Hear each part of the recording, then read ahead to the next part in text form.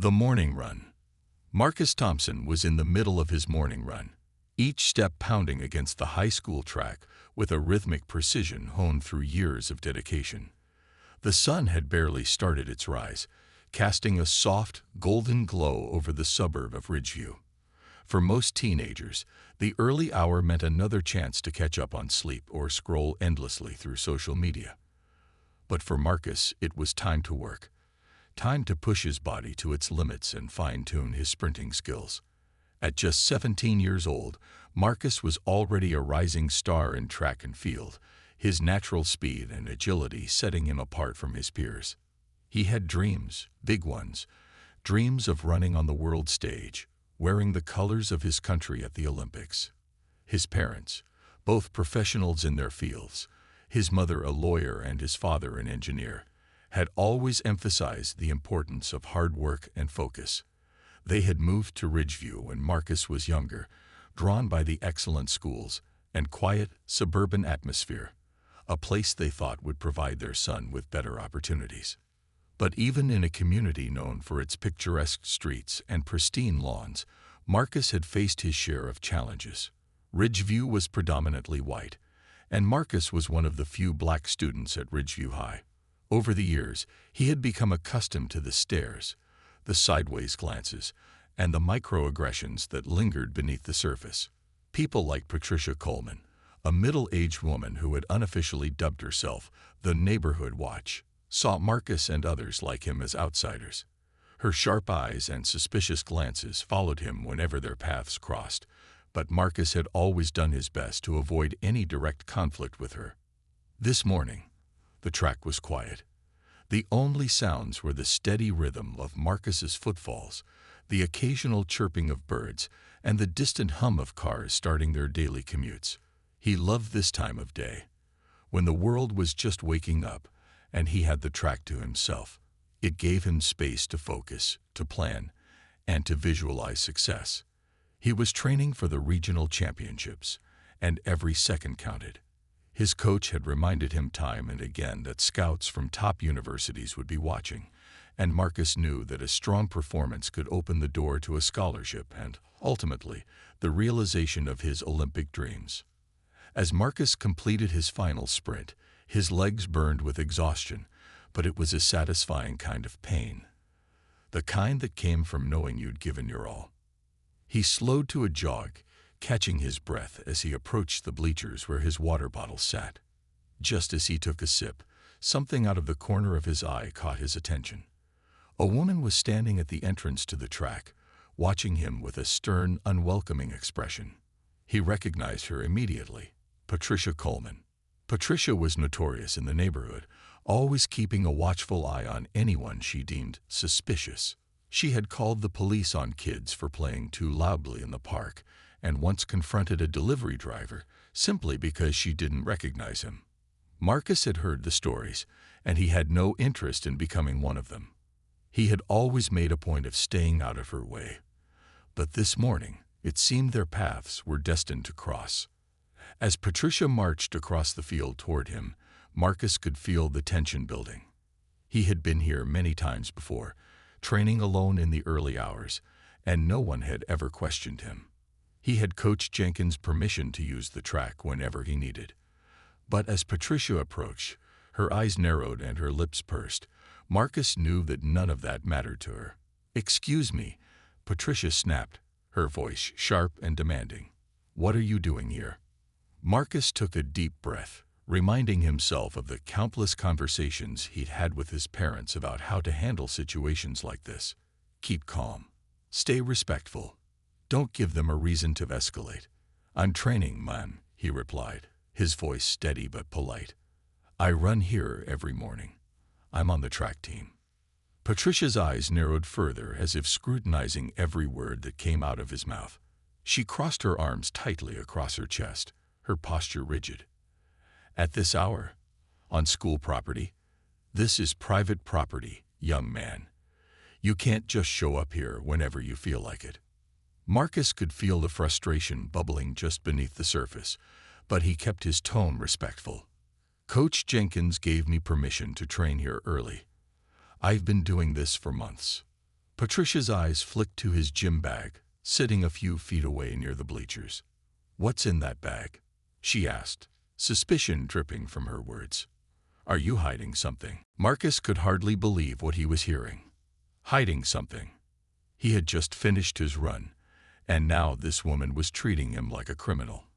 He glanced over at his bag, trying to keep his cool. "It's just my water and some clothes," Marcus explained, doing his best to remain calm. "I'm just here to train, ma'am. I don't want any trouble." But Patricia wasn't listening. Her hand was already in her pocket, and before Marcus could say anything more, she pulled out her phone. "I'm calling the police," she declared with a sense of authority, as if she were solving some great neighborhood mystery. "You don't belong here, and we'll see what the authorities have to say about that." Marcus froze, his heart pounding in his chest. He had heard too many stories, seen too many videos of encounters between young black men and the police that ended in tragedy. His mind raced with thoughts of all the names that had become hashtags, all the lives that had been lost to misunderstandings and prejudice. He knew he hadn't done anything wrong, but in moments like these, that didn't matter. One wrong move, one misunderstanding, and everything could spiral out of control. "Please, Mrs. Coleman," Marcus said, trying to keep the panic out of his voice. "There's no need for that. If you want, you can talk to Mr. Thompson, the groundskeeper. He sees me here every morning. He knows I'm allowed to be here." But Patricia was already speaking into the phone. "Yes, I'd like to report a suspicious individual at the high school track," she said, her voice taking on a dramatic, exaggerated tone. "He's acting aggressively, and I'm concerned for my safety." Marcus couldn't believe what he was hearing. Aggressive. He hadn't raised his voice, hadn't taken a step toward her, hadn't done anything but try to explain himself. His hands clenched into fists, but he quickly relaxed them, knowing that any sign of frustration could be used against him. Patricia hung up the phone, a triumphant look on her face. "They'll be here soon," she said, as if she had just won some sort of victory. "We'll see what they have to say about your training." Marcus stood there, frozen, his mind racing. He hadn't done anything wrong. He had nothing to hide. But he also knew that none of that mattered in situations like this. When the police arrived, they wouldn't see a dedicated athlete preparing for his future. They would see a young black man on school property early in the morning, and all the stereotypes that Patricia believed would come rushing to the forefront. In the distance, Marcus heard the faint sound of sirens approaching, and his stomach dropped. This was it. Everything was about to change. The confrontation begins.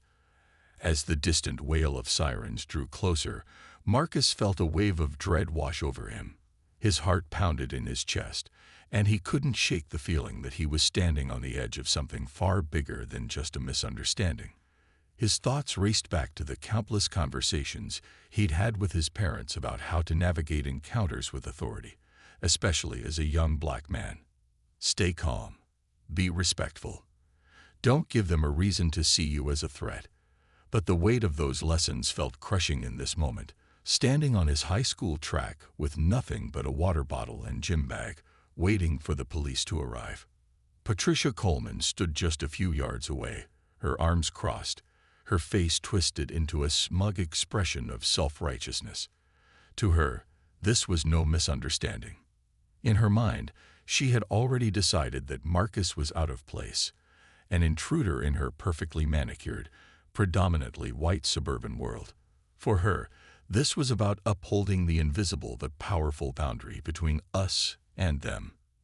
And Marcus, despite being a hard-working, ambitious student-athlete, fell squarely into the category of them.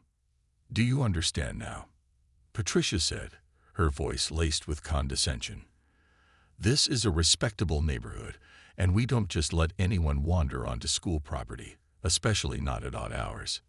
Marcus stared at her, momentarily speechless. Every muscle in his body tensed as he resisted the urge to respond in anger. But deep down, the anger was there, simmering beneath the surface. It wasn't just about her questioning his right to be on the track that morning. It was about everything that came with it. The assumptions, the accusations, the constant need to prove himself in ways that others didn't have to. The injustice of it all was overwhelming, but he knew he couldn't let it consume him. "Ma'am, I told you," Marcus said, trying to keep his voice calm and even. "I'm a student here.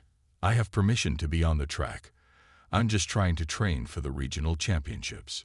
Patricia's eyes narrowed. "I don't care what you say," she snapped. "You don't belong here, and I'm not taking any chances. We'll see what the police have to say." Just as she finished speaking, the sound of tires crunching on gravel signaled the arrival of the police. 2 squad cars pulled into the school parking lot, their lights flashing but no sirens blaring now. The officers stepped out, their faces unreadable behind dark sunglasses. Marcus watched them approach, their uniforms crisp and their body language authoritative. There were 4 officers in total, 2 white men, 1 white woman, and 1 black man. They moved in a way that suggested they had done this 1,000 times before, but to Marcus, it felt like the first time he had ever been seen as anything other than just himself. The lead officer, a tall man with a buzz cut and cold blue eyes, was the first to speak. "What seems to be the problem here?" he asked, his gaze shifting between Patricia and Marcus. Patricia wasted no time. She stepped forward, her hand fluttering to her chest as if she had narrowly escaped some great danger. "Officer, thank you for coming so quickly," she began, her voice dripping with concern. "I was just taking my morning walk when I noticed this young man here. He's been hanging around the track, acting suspiciously, and I didn't feel safe. I'm not sure what he's up to, but he doesn't belong here." Marcus felt a surge of frustration rise in his chest. Her words felt like daggers, each one carefully designed to paint him as a threat. He wanted to shout, to defend himself, to tell them all that he had every right to be here. But instead, he bit his tongue, reminding himself of what his father had always told him. "Stay calm. Stay respectful. Don't let them turn you into the bad guy." The lead officer turned his attention to Marcus, his expression neutral but his posture tense. "Is that true?" he asked. "What are you doing here?" Marcus took a deep breath, trying to keep his voice steady. "I'm training for the regional championships, sir. I'm a student here at Ridgeview High, and I have permission from my coach to use the track in the mornings. I've been doing this for months without any problems." The officer studied him for a moment, as if weighing the truth of his words. Then he nodded toward Marcus's gym bag, which still sat by the bleachers. "Do you have any ID on you?" he asked. "I'm going to need to see some identification." Marcus felt his stomach churn with anxiety, but he nodded. "Yes, sir. My ID is in my bag. May I reach for it?" The officer hesitated for a fraction of a second before nodding. "Go ahead."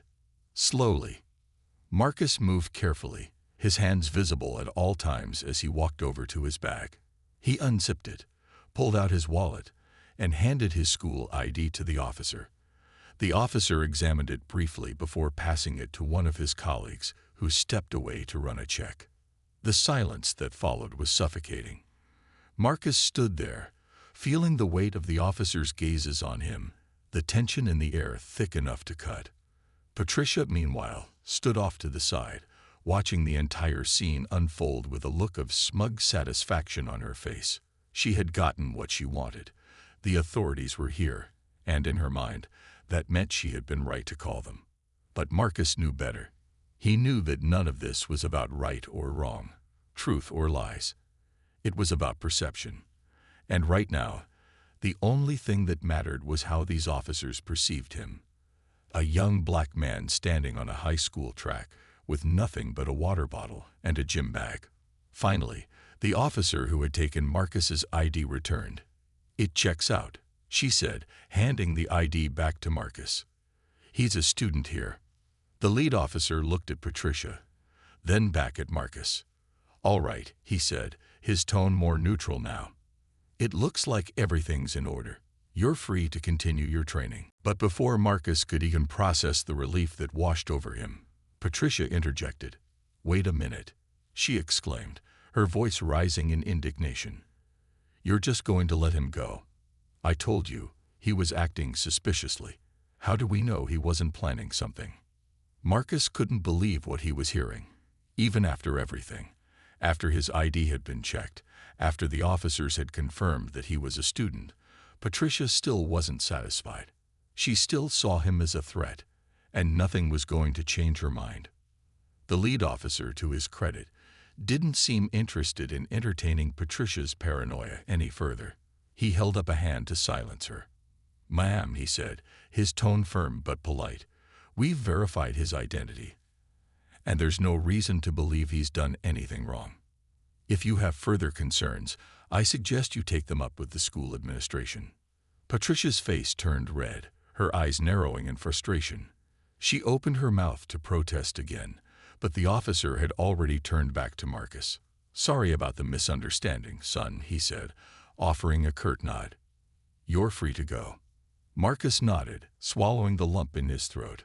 "Thank you, sir," he replied, though the words felt hollow. He had been cleared, yes, but the entire experience had left him shaken, his confidence and sense of safety rattled. As the officers returned to their cars and Patricia stormed off in a huff, Marcus stood there for a moment, his mind racing. The adrenaline that had been coursing through his veins during the confrontation began to fade, leaving behind a heavy sense of exhaustion. He had done everything right. He had followed all the rules. And yet, none of that had stopped Patricia from seeing him as a threat. His heart still pounded in his chest as he bent down to pick up his gym bag, slinging it over his shoulder. He looked around the track, the place that had always been his sanctuary, his escape.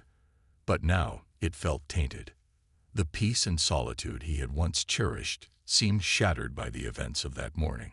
Marcus took one last look at the spot where Patricia had stood, her accusations still ringing in his ears, before walking away from the track. He didn't know what was worse, the fact that she had called the police on him, or the fact that this kind of thing wasn't even surprising anymore. As he made his way home, Marcus knew that something inside him had shifted. This wasn't just about a single incident on the track. It was about something bigger, something deeper, a pattern of assumptions, biases, and prejudices that he could no longer ignore. And as much as he tried to shake it off, he knew this morning would stay with him, long after he crossed the finish line at the regional championships. The ripple effect. The following days after the confrontation at the track were a blur for Marcus. On the surface, things seemed to return to normal. He continued his early morning runs, though with a newfound sense of unease that gnawed at the edges of his mind. Each time he laced up his shoes and stepped onto the track, the memory of Patricia Coleman's accusatory stare and the tension in the air with the police officers haunted him. It wasn't just the fear of what could have happened that weighed heavily on him. It was the realization of how fragile his sense of security had always been, how quickly things could unravel despite his best efforts to stay on the straight and narrow. Word of the incident had spread quickly through the school. By Monday, everyone at Ridgeview High seemed to know what had happened. Marcus walked through the hallways, feeling the weight of their eyes on him, each glance a mix of curiosity, sympathy, and something else he couldn't quite place. Some of his classmates approached him with awkward condolences, as if he had survived some traumatic event, while others avoided him altogether, perhaps afraid of saying the wrong thing. Even his teachers seemed to treat him differently. His track coach, Mr. Jenkins, pulled him aside before practice on Monday afternoon. "Marcus, I heard about what happened," Coach Jenkins said, his expression somber, a stark contrast to his usual upbeat demeanor. "Are you okay? I mean, I can't believe Mrs. Coleman called the police on you like that. If I had known, I would have come down there myself." Marcus nodded, trying to brush it off. "I'm fine, Coach. It's over now." But Coach Jenkins wasn't convinced. "Look, if you ever need to talk to someone, you know where to find me. What happened to you isn't right, and you shouldn't have to just move on like it didn't matter." "I appreciate it," Marcus replied, though he didn't really feel like talking about it. He just wanted to run, run until the anxiety in his chest and the anger in his gut faded into the background. The track was his refuge, and he wasn't going to let anyone, not even Patricia Coleman, take that away from him. But the truth was, things weren't fine. The more Marcus tried to push the incident to the back of his mind, the more it seemed to cling to him like a shadow. The unfairness of it all gnawed at him during quiet moments when he was alone with his thoughts. He hadn't done anything wrong, yet he had been treated as if he were guilty simply for existing in a space where others didn't think he belonged. It wasn't a new feeling. He'd experienced microaggressions before, the small, subtle ways people made it clear that he was different, that he wasn't part of their world. But this was different. This was open, blatant, and dangerous. As the days passed, the impact of the confrontation rippled out beyond the walls of the high school. Social media, always buzzing with local gossip, had latched onto the story. It started with a few vague posts, rumors about a run-in at the track between a student and the police. But soon, details emerged, and once someone posted a short video of the police arriving at the scene, the story took on a life of its own. The video didn't show much, just Marcus standing with his hands in plain view while the officers approach. The caption under the video read, "Karen calls cops on student-athlete for training at the track. Guess who the real threat is?" The post went viral, at least within the Ridgeview community, and before long, it was all anyone could talk about. Comments poured in, and while some expressed outrage at what had happened, others defended Patricia's actions, repeating the same old tropes about neighborhood safety and not taking chances. Marcus scrolled through the comments one evening, his stomach twisting with each new post. She did the right thing. You never know these days. Why was he there so early? If I saw someone I didn't recognize hanging around the school, I'd call the cops too. This is what happens when people assume the worst about someone because of the color of their skin. Disgusting. The comments ranged from supportive to downright hostile, but what struck Marcus the most was how quickly the conversation had spiraled into something far bigger than just him.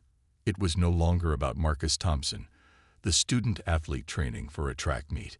It was about race, privilege, and fear, about the invisible barriers that divided people in Ridgeview and beyond. That evening, as Marcus sat in his room, staring at his phone, his mother knocked gently on the door and stepped inside. She looked at him with the kind of knowing expression only a parent could have, sensing that her son was struggling even before he said a word. "Marcus," she began, her voice soft but firm, "we need to talk." Marcus sighed, setting his phone down on his desk. "I'm fine, Mom. Really.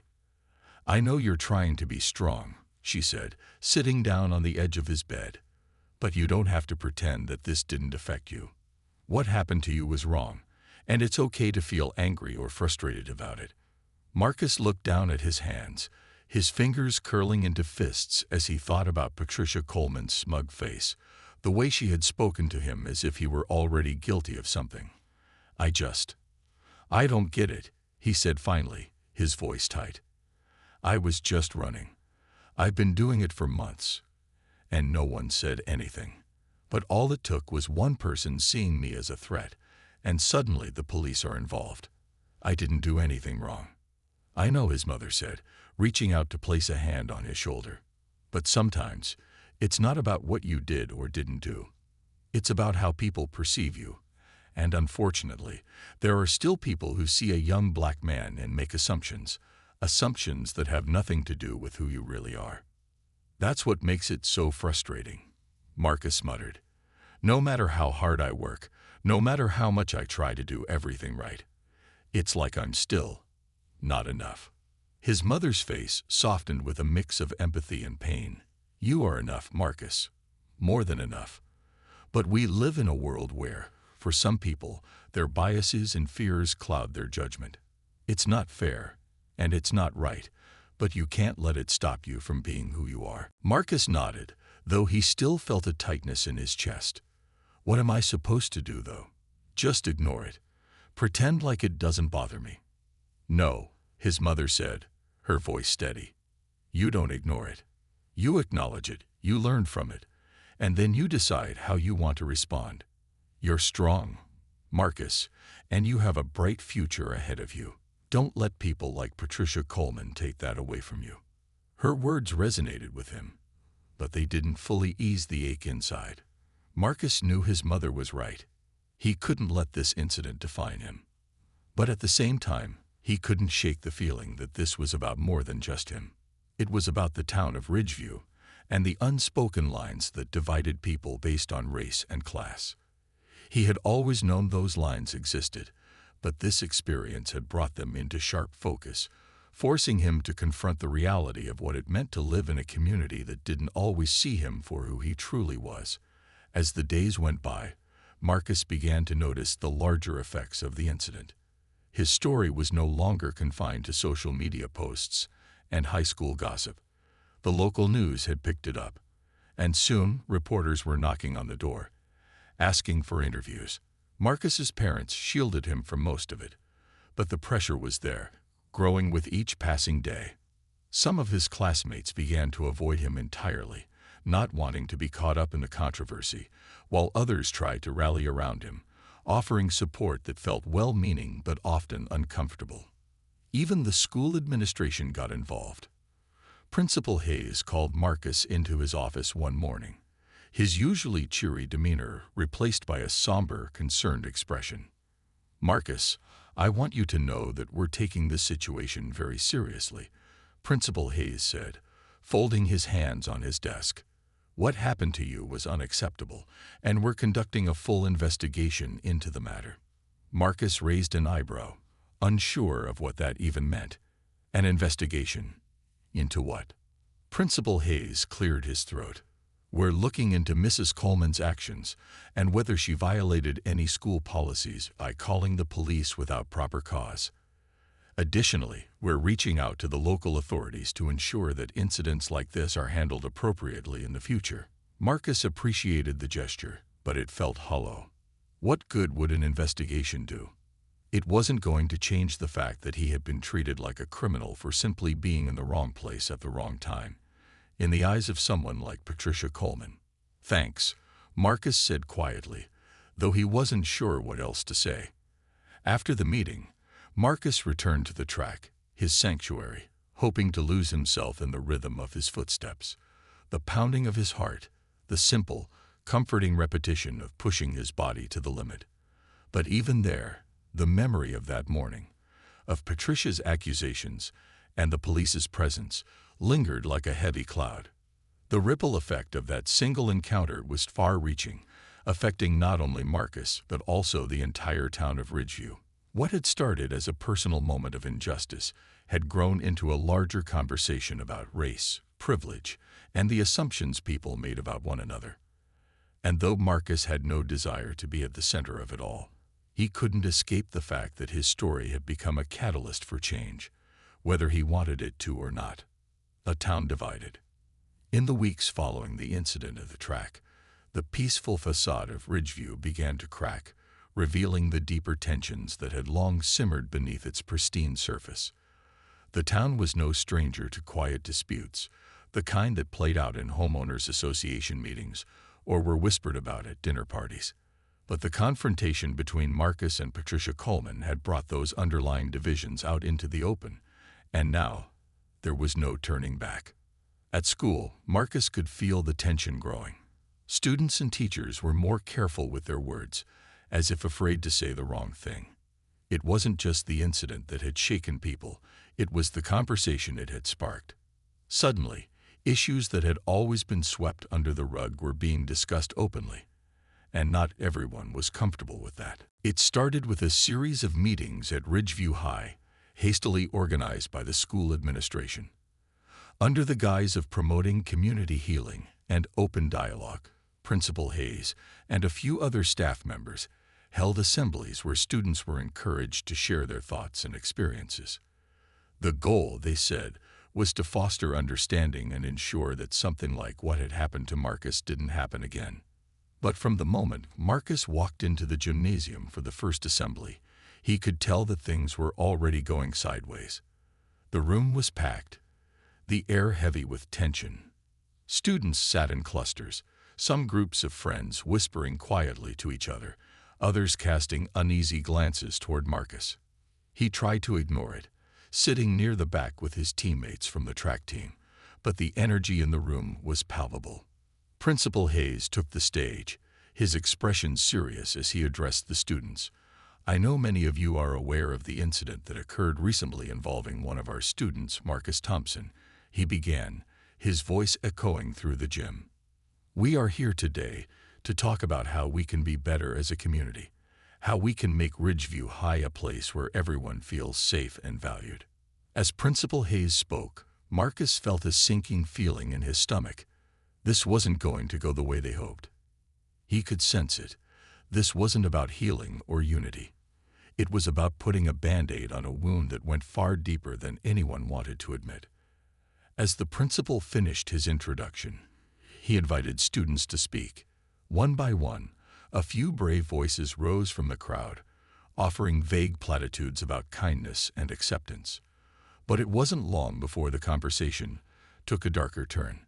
A girl named Sarah, who sat near the front with her group of friends, raised her hand. Sarah was well known around school, one of the popular girls, active in student government, always organizing events. But as she stood to speak, Marcus could see the tension in her face, her carefully chosen words laced with a frustration that simmered just below the surface.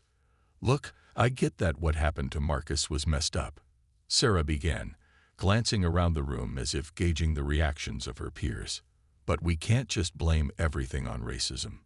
Mrs. Coleman was just trying to protect the neighborhood. We've all seen the news. There are bad people out there, and sometimes it's hard to know who to trust. A murmur rippled through the crowd. Marcus clenched his fists under the table. He had expected this, but hearing it said out loud still hit him like a punch to the gut. Sarah wasn't alone. Her words echoed the sentiments of many in Ridgeview. There were people who didn't want to confront the idea that Patricia's actions were rooted in something more than just concern for safety. To them, it was easier to justify her behavior, to see it as an unfortunate misunderstanding, rather than an example of a larger, systemic problem. Before Marcus could react, another voice spoke up from the opposite side of the gym. It was Deshawn, one of Marcus's few black classmates and a friend from the basketball team. He stood, his voice clear and unwavering as he addressed the room. Come on, Sarah, Deshawn said, shaking his head. This isn't about safety. This is about the fact that people like Mrs. Coleman look at us and assume we don't belong. Marcus was on the track, minding his own business, and she called the cops on him. You think that would have happened if he wasn't black? The room fell silent for a moment. Marcus glanced around, noticing the discomfort etched on the faces of many of his white classmates. Some shifted awkwardly in their seats, others avoided eye contact altogether. Deshawn's words hung in the air like a challenge, one that many weren't ready to face. Sarah looked flustered, but she wasn't backing down. That's not fair, Deshawn, she replied, her voice rising slightly. You're making it about race when it might not have been. I mean, we've had break-ins around here before. People are just being cautious. It's not like she knew Marcus. Deshawn shook his head, clearly frustrated. It doesn't matter if she knew him or not. The point is, she saw a black guy at the track and jumped to conclusions. That's the problem. And it's not just Mrs. Coleman, it's this whole town. People look at us and think we're trouble, no matter what we're doing. Marcus could feel his heart racing as the back and forth unfolded in front of him. He had heard these kinds of debates before, but this time it felt personal. This wasn't just an abstract argument about race and safety. This was his life. He had been the one standing on that track, facing down the police while Patricia Coleman accused him of being a threat. And now it felt like the town was being forced to choose sides. The conversation in the gym grew more heated, with students speaking up from all sides. Some defended Patricia's actions, insisting that anyone would have done the same in her position. Others echoed Deshawn's point, calling out the racial biases that underpinned the entire situation. Marcus sat silently, watching it all unfold, his mind racing. Part of him wanted to stand up and shout that this wasn't just about one woman's misguided fears, that this was about the way people like him were seen, judged, and labeled. But another part of him wanted to shrink away, to disappear into the background and avoid being the center of attention any longer. By the time the assembly ended, the room felt more divided than ever. Principal Hayes had tried to wrap things up on a positive note, urging everyone to come together as a community. But the damage had already been done. The lines had been drawn, and it was clear that not everyone in Ridgeview saw the incident in the same way. As the students filed out of the gym, Marcus felt a hand on his shoulder. He turned to see Deshawn standing beside him, his expression grim but supportive. "You good?" Deshawn asked, his eyes searching Marcus's face for any sign of how he was feeling. Marcus nodded, though he wasn't sure if it was true. "Yeah, I'm good." Deshawn gave him a knowing look but didn't push further. "Just know you're not alone in this," he said quietly. "A lot of us have been dealing with this kind of crap for a long time. What happened to you? It's just putting it all out in the open.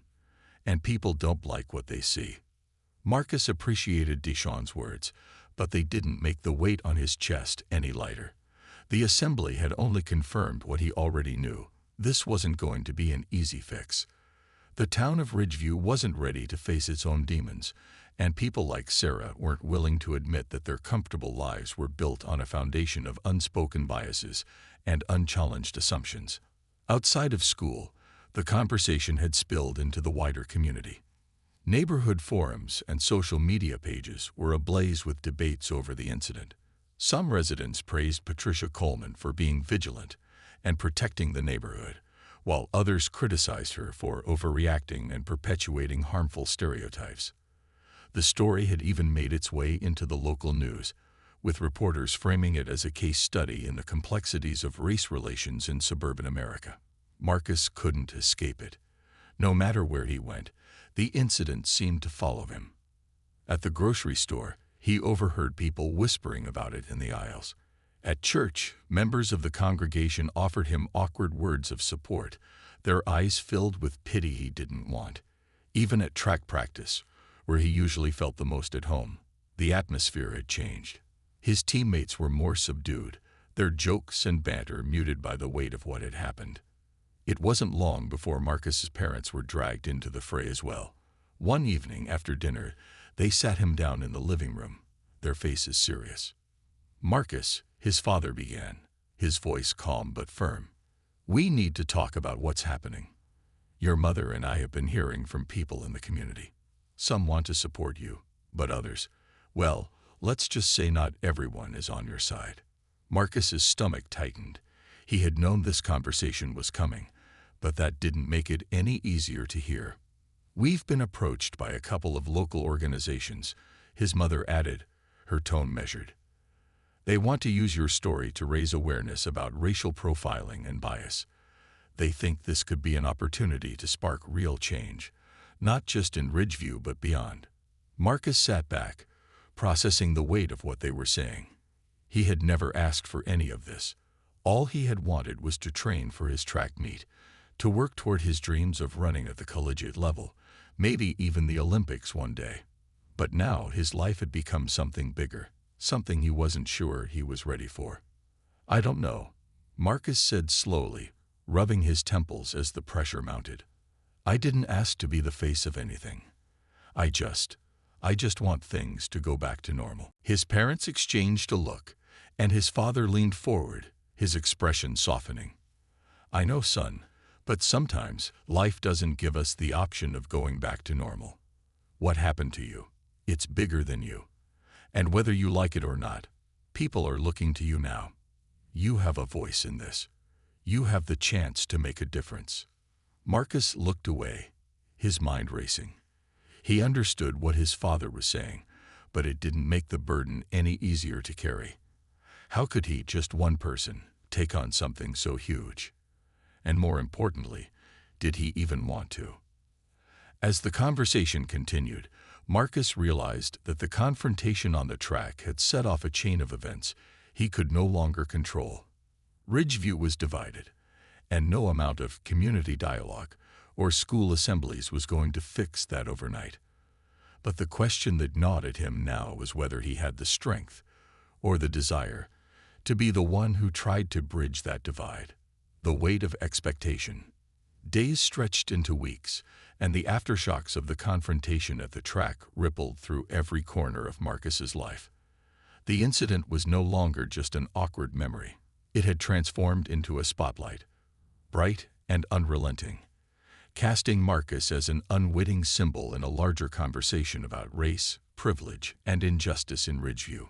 No matter how much he wanted to return to normal, to simply focus on his training and his dreams, the weight of expectation pressed down on him like a heavy blanket, suffocating and inescapable. By now, Marcus had become a focal point in the community, and people were looking to him for answers, for leadership, for some kind of resolution that could soothe the town's divisions. This pressure wasn't just from the outside, it came from within as well.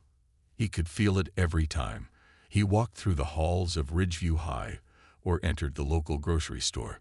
Whispers, stolen glances, and hushed conversations followed him wherever he went. Some people, mostly the students of color at his school, looked to him with admiration and support. Others, especially members of Ridgeview's affluent white community, viewed him with resentment and suspicion.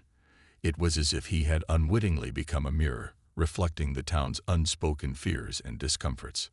Marcus tried to keep his head down, but that was becoming harder and harder to do. His name was being mentioned in places he never imagined.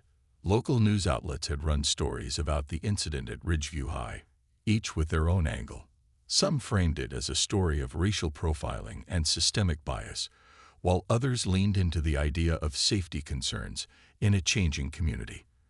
But no matter the narrative, Marcus's face was the one splashed across the headlines, and his story was being used as a battleground for others' agendas.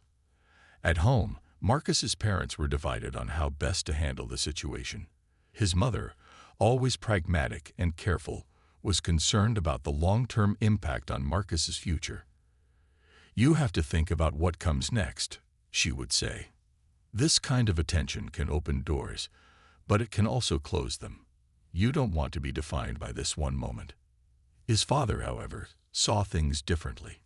A civil engineer by trade, Marcus's dad had always been a quiet but passionate advocate for social justice, believing that change came through action. "You've been given a platform, Marcus," his father told him one evening over dinner. "I know it's not what you wanted, but sometimes life chooses for you. This is bigger than you, and you can't turn your back on it." These words echoed in Marcus's mind as he lay awake at night, staring at the ceiling, replaying the events of that fateful morning over and over again. He had never wanted to be at the center of this storm.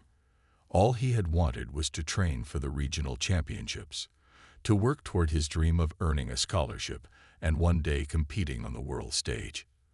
But now, that dream seemed far away, overshadowed by the complex reality of what his life had become. One afternoon, after another tense day at school, Marcus sat on the front steps of his house, watching the golden autumn light filter through the trees that lined his quiet street. He had always loved Ridgeview for its calm, suburban beauty, the manicured lawns, the peaceful parks, the sense of order and security. But now, those same things felt like a veneer, covering up the fractures that had been there all along. And now, because of what had happened to him, those fractures were starting to show. As he sat there, lost in thought, his phone buzzed in his pocket. It was a text from Deshawn.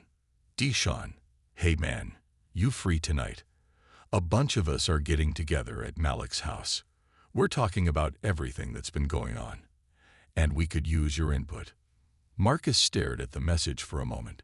Deshawn had been one of the few people who understood what he was going through. After the assembly at school, where Deshawn had stood up for him, they had become closer, united by the shared experience of navigating life in a town that often saw them as outsiders. But Marcus wasn't sure he was ready for another conversation about the incident, about the weight that was now sitting on his shoulders. He typed a quick response. "Marcus, I'll try to make it. As he hit send, Marcus couldn't shake the feeling that trying to make it was becoming a theme in his life. He was constantly trying to make sense of the expectations being placed on him. Expectations from his parents, his friends, his community, and even himself. It felt like everyone wanted something from him. But no one really understood the pressure he was under. That evening, Marcus decided to go to Malik's house. When he arrived, he was greeted by a small group of familiar faces: Deshaun, Malik, and a few other black students from Ridgeview High, all of them sitting in Malik's living room, deep in conversation. The mood was serious but supportive, the kind of environment where Marcus could finally speak freely without the constant fear of being misunderstood. "Yo, Marcus," Deshaun said as Marcus walked in, giving him a nod. "Glad you could make it, man. We've been talking about what's been going on, and we want to know what you're thinking." Marcus sat down in one of the worn-out chairs near the corner of the room, feeling the weight of their eyes on him. He could see the concern on their faces, the way they looked to him not just as a friend, but as someone who had been thrust into a position of leadership, whether he liked it or not. "I don't know," Marcus said, his voice low and unsure. "I mean, I'm just trying to deal with it, you know. Everyone's got their own opinion about what happened, but at the end of the day, it's my life. I didn't ask for any of this. I just wanted to run." Malik, who had been quiet up until now, leaned forward, his eyes serious. "But it's not just about running anymore, Marcus," he said. "It's about the fact that what happened to you could have happened to any of us. Mrs. Coleman didn't see you as Marcus, the track star. She saw you as a threat because of the color of your skin. And that's not something we can just ignore." Marcus knew Malik was right, but that didn't make it any easier to accept. "I get that," he said, his frustration starting to show. "But why does it have to be me? Why do I have to be the one to fix it?" Deshaun leaned back in his chair, letting out a sigh. "Because you're in the spotlight now, man. People are looking to you. It sucks, but that's the reality. And if you don't speak up, who will?" The room fell silent for a moment as Marcus processed what they were saying. He didn't want to be a spokesperson for racial justice. He didn't want to be the face of a movement. He just wanted to live his life, to run, to chase his dreams without having to worry about being judged or profiled. But deep down, he knew that wasn't an option anymore. The moment Patricia Coleman called the police, his life had changed in ways he couldn't control. "I don't know what to do," Marcus admitted, his voice quiet but heavy with the weight of everything that had been building up inside him. "Everyone keeps telling me that I have a platform, that I can make a difference, but I don't even know where to start. And honestly, I'm scared. I don't want to mess this up." Malik nodded, his expression empathetic. "It's okay to be scared, man. None of us have all the answers, but you've got people around you who want to help. You don't have to do this alone." For the first time in weeks, Marcus felt a sense of relief. He had been carrying the burden of expectation on his own, trying to figure out how to navigate this new reality without letting anyone down. But now, sitting in that room with his friends, he realized that he didn't have to be perfect. He didn't have to have all the answers. He just had to be himself. As the conversation continued, the group began brainstorming ways they could take action, not just for Marcus, but for the entire community. They talked about organizing a meeting with the school administration, about pushing for more conversations around race and bias at Ridgeview High. They even discussed reaching out to other schools in the area to build solidarity, to make sure that what had happened to Marcus wouldn't happen to anyone else. By the end of the night, Marcus felt a renewed sense of purpose. He didn't have everything figured out, but for the first time in weeks, he didn't feel completely overwhelmed. He had people in his corner, people who understood what he was going through, who believed in him even when he didn't believe in himself. As Marcus left Malik's house and walked home under the pale glow of the streetlights, he thought about what lay ahead. The regional championships were coming up fast, and he still had to train harder than ever if he wanted to secure a scholarship. But now, there was something else motivating him, something deeper than just his personal goals. It wasn't about being a symbol or a spokesperson. It wasn't about proving anything to Ridgeview or to Patricia Coleman. It was about standing up for himself and his friends, about making sure that their voices were heard in a town that often tried to silence them. Marcus knew the road ahead wouldn't be easy, but for the first time in a long time, he felt ready to face it. As he approached his house, Marcus looked up at the sky, where the stars flickered faintly against the darkness. He thought about his dreams of running on the world stage, of wearing the colors of his country at the Olympics. Those dreams hadn't changed, but now they were part of something bigger, something that went beyond the finish line. And as Marcus unlocked the front door and stepped inside, he knew that no matter what came next, he was ready to keep running. Not just for himself, but for everyone who was counting on him. Running toward the future. The morning of the regional championships dawned clear and crisp, the kind of fall day where the air felt electric with possibility. Marcus stood at the edge of the high school track, his heart thudding in his chest, the rhythmic pulse of anticipation mingling with the familiar hum of nervous energy. Today wasn't just another race.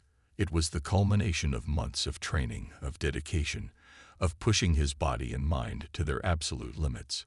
But more than that, it was a chance to prove something, to himself, to his team, and to everyone watching from the sidelines. The incident with Patricia Coleman still loomed over him like a shadow. It had marked a turning point in his life, a moment that forced him to confront harsh truths about race, privilege, and identity in ways he hadn't expected. But standing here, lacing up his shoes on this all-too-familiar track, Marcus wasn't just thinking about what had happened. He was thinking about where he was headed. The past few months had been a whirlwind. After that night at Malik's house, things had started to change. The group of friends who had gathered to support Marcus had evolved into something bigger, a coalition of students and allies who were determined to address the underlying racial issues in Ridgeview. What began as casual conversations soon grew into organized meetings with the school administration, pushing for reforms that would make Ridgeview High a more inclusive place. The group had even hosted a town hall, inviting members of the community to discuss bias, prejudice, and the need for change. Marcus had reluctantly agreed to speak at the event, and though he hadn't wanted to take on the role of a leader, he found himself stepping into it naturally. His story resonated with people in ways he hadn't anticipated, and despite the nerves that gripped him as he stood in front of that crowd, his words came out strong and clear. "I was just trying to run," Marcus had said, looking out at the sea of faces, some supportive, some skeptical. "I wasn't looking for trouble. But the truth is, trouble found me, and it found me because of the way I look. We can't pretend that this isn't happening, not just to me, but to a lot of people in this town, in this country. We have to do better. We have to be better."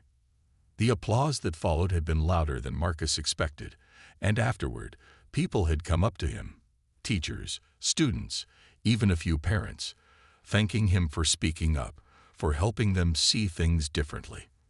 For the first time since the incident of the track, Marcus felt like he was doing something that mattered, something that could make a real difference. But it wasn't easy. The backlash had been just as strong. Some people in the community resented Marcus's newfound role as an advocate for change. On local social media forums, people accused him of playing the race card or stirring up trouble. Patricia Coleman herself had refused to attend the town hall, but her presence loomed large in the discussions, with some still defending her actions, insisting that she had done nothing wrong. Through it all, Marcus had leaned on his friends and family for support. Deshaun, Malik, and the rest of the group had his back, helping to organize events and keep the momentum going. His parents had been there every step of the way, his mother's cautious pragmatism balanced by his father's steady encouragement. And though there were times when Marcus wanted to give up, to retreat back into the quiet safety of focusing solely on his athletic ambitions, he knew he couldn't. Not anymore. Now, as Marcus stood on the track, waiting for the signal to start his race, he took a deep breath and let the tension drain from his body. The crowd was already gathering in the stands, their chatter and laughter filling the air with a palpable energy. Among them, He could see his parents sitting together, his father's arm draped protectively over his mother's shoulders. His friends were there too, scattered throughout the bleachers, waving and cheering as they spotted him warming up. But there were other faces in the crowd as well, faces he hadn't expected to see. Faces like Principal Hayes, who had quietly supported Marcus's efforts for change from the beginning, and Coach Jenkins, who had made it a point to stand by Marcus even when the controversy was at its height. And then, to his surprise, Marcus spotted Mr. Thompson, the school's elderly groundskeeper, standing near the edge of the bleachers, his weathered face creased with a smile. He gave Marcus a small nod of encouragement, a silent acknowledgement of everything they had shared that morning when Patricia had called the police. It was a reminder of how far Marcus had come since that day. But the most shocking face in the crowd belonged to Patricia Coleman herself. Marcus spotted her near the back of the bleachers, her posture rigid, her expression unreadable. She was standing alone, her eyes fixed on him as if waiting to see what he would do. For a moment, Marcus felt a flicker of the anger and frustration that had consumed him on the day of the confrontation. But just as quickly, he let it go. He wasn't running this race for her. He wasn't running it for anyone but himself. The announcement came over the loudspeakers, and Marcus snapped back to the present. It was time. He moved toward the starting blocks, feeling the familiar adrenaline surge through his veins, his muscles coiling in anticipation of the burst of speed he was about to unleash. The track beneath his feet was familiar territory. He had spent countless hours pounding its pavement, training in solitude as the world slept around him. This was his home, and today he was ready to own it. As he crouched down into position, the noise of the crowd faded into the background. All he could hear was the steady thrum of his heartbeat, the rhythmic intake of his breath, and the sharp crack of the starter's pistol as it fired into the air. Marcus shot off the blocks like a bullet, his legs pumping with precision and power, each stride bringing him closer to the finish line. The wind whipped against his face, but he didn't notice. All that mattered was the race he had been preparing for his entire life. For the first few seconds, everything else disappeared. There was no town hall, no incident at the track, no pressure to be the voice of change. There was only the blur of the track beneath his feet, the pounding of his heart in his chest, and the rush of air filling his lungs as he pushed himself to go faster, harder. The world around him fell away, and Marcus was free. Freed from the expectations, the doubts, the fear. It was just him and the race. But as Marcus rounded the final curve and saw the finish line ahead, something shifted inside him. This wasn't just a race. It was a statement. He wasn't just running for a medal or a scholarship. He was running to prove that no one could define him, that no one could limit him based on the color of his skin or the assumptions they made about who he was. He was running for every person in Ridgeview who had ever felt like they didn't belong, like they had to prove their worth just to exist.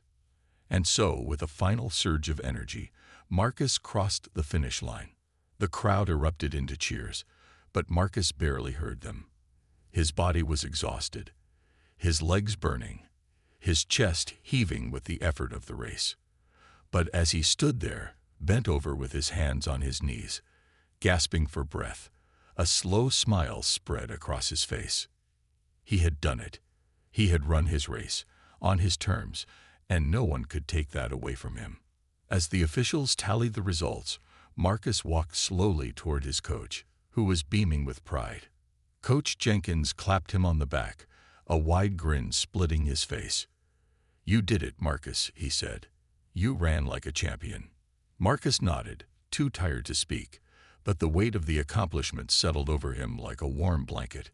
He had proven himself, not just as an athlete, but as a person capable of rising above the expectations others had placed on him. The results were announced moments later. Marcus had not only won his race, but had set a new personal best. The victory was sweet, but for Marcus, it was about more than the numbers. It was about everything he had gone through to get to this point, every challenge, every setback, every moment of doubt. As the crowd began to disperse, Marcus's parents made their way down to the track. His mother wrapped him in a tight hug, her eyes brimming with tears of pride. His father clapped him on the back, his usual quiet demeanor betraying a rare moment of emotion. "We're so proud of you, Marcus," his father said, his voice thick with pride. "Not just for the race, but for everything." Deshaun and Malik appeared next, their faces split into wide grins as they congratulated him. The rest of the group followed, offering high fives and fist bumps.